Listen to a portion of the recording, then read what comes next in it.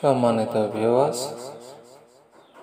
আলোচনার বিষয়বস্তু হচ্ছে স্বপ্নদোষ দূর করার তাবিজ সমূহ। আজকের পৃষ্ঠা নম্বর হচ্ছে 138 নম্বর পৃষ্ঠা। আজকের এই পৃষ্ঠাটিতে তদবিরের বিষয়বস্তু হচ্ছে স্বপ্নদোষ দূর করা।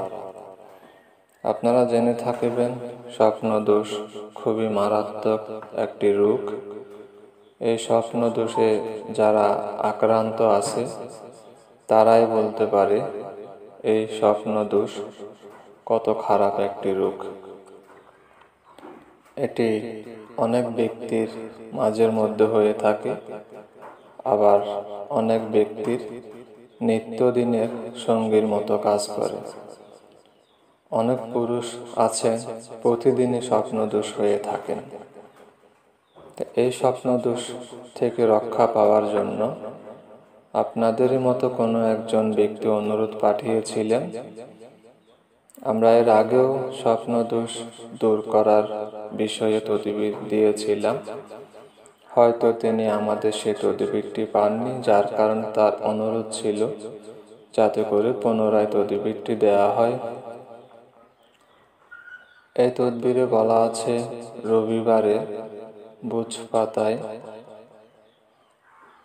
লিখে কালো দোতরার শিকড় সহ তামার খুলে ভরে কোমরে ধারণ করিলে স্বপ্নদোষ বন্ধ হয়ে যায়।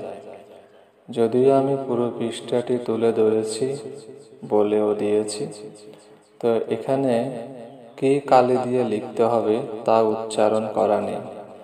এবং আপনাদেরকেও এর আগেও বেশ কয়েকবার আমি পরামর্শ দিয়েছিলাম, যেসব তাবিজে বা যেসব তদবিরে কোন কালি দিয়ে লিখতে হবে সেটি যদি উল্লেখ না থাকে, সেই ক্ষেত্রে সেই তাবিজটি আপনারা অষ্টগন্ধা কালির সাহায্যে লিখবেন।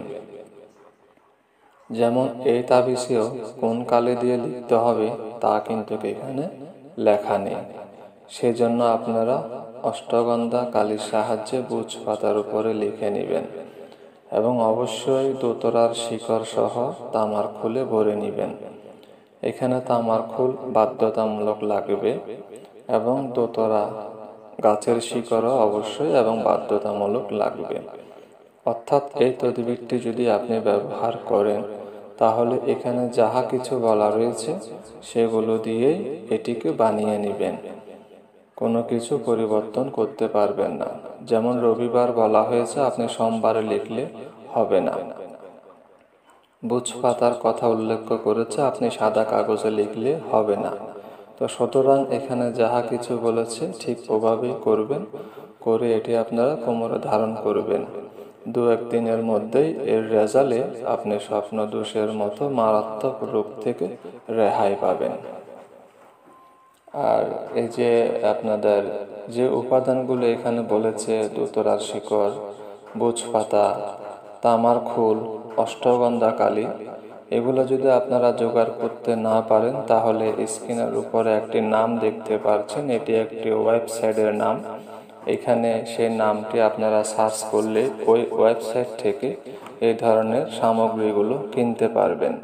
বা আপনার এলাকায় যদি কোনো কবিরাজ বা পীতম্বর্ষের দোকান থেকে থাকে, ওখান থেকেও এগুলো কিনে এই জিনিসটি বানিয়ে নিতে পারবেন।